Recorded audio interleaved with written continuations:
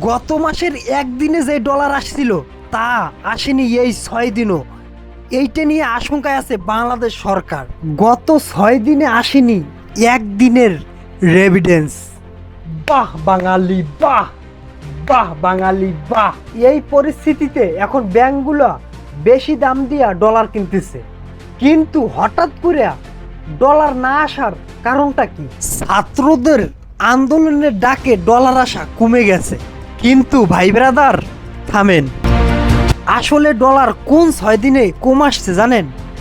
যেই 6 দিনে বাংলাদেশে ইন্টারনেট শাটডাউন ছিল, সেই 6 দিনে বাংলাদেশে ডলার খুবই কম পরিমাণ আসছে। সেটা নিয়ে আমাদের কিছু ইউটিউবার এবং কিছু চ্যানেলগুলো আসলে খুব রংচটাভাবে নিউজ করতে আছে। সো বাংলাদেশে ডলার নিয়ে আসলে চিন্তার কোনো কারণ নাই, প্রবাসীরা বাংলাদেশে ডলার পাঠায়। সো সবাই ভালো থাকেন, আসসালামু আলাইকুম।